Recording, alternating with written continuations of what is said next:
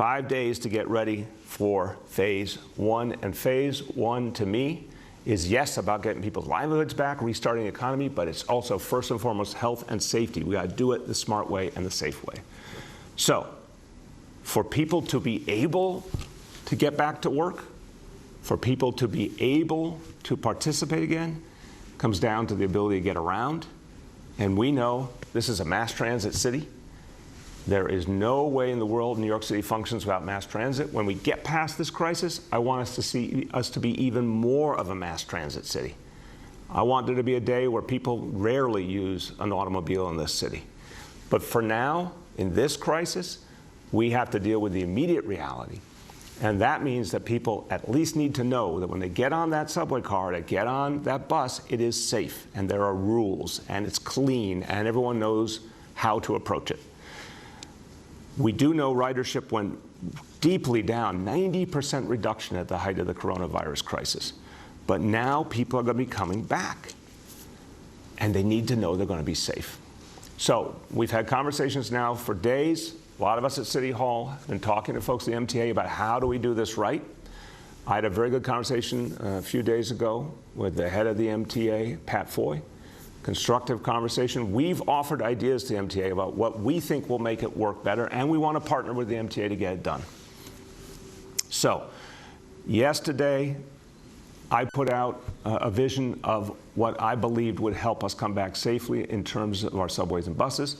And I know the MTA also released a plan that showed, I think, some very real progress.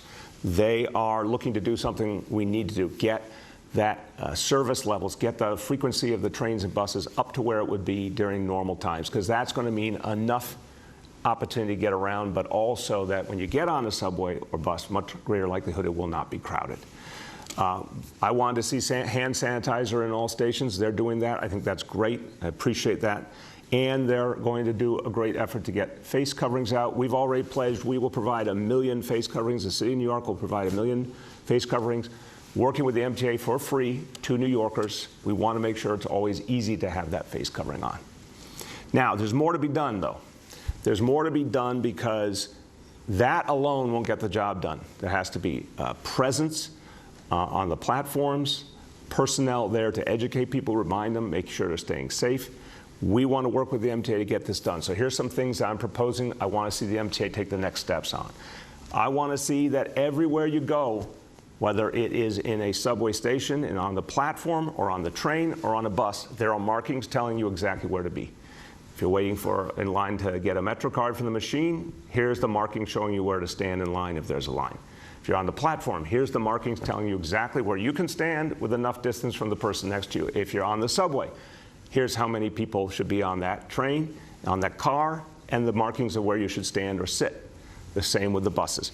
It is crucial that every other seat be blocked off so that it's clear you never end up sitting right next to someone. There's at least a seat between people.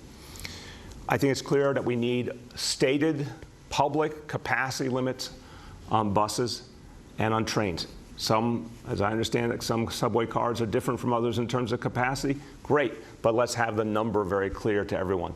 This subway car can handle whatever number it is of people, no more. This bus, this number of people, no more, while we're going through this crisis.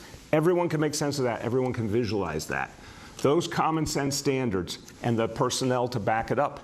If a train's crowded, the personnel there to say, hey, don't get into this car. The next car is pretty empty. Go down to that one. Or to know when to say, we don't want any more people getting on this train right now. We want the train to go by this station until another one comes that's less crowded. Those kind of adjustments will make a lot of difference. And then people will see it and feel it, and they will feel safe. And I know New Yorkers, if you experience it, if you see it with your own eyes, and you know it's safe, you'll get back on the train, and that's going to help us all move forward.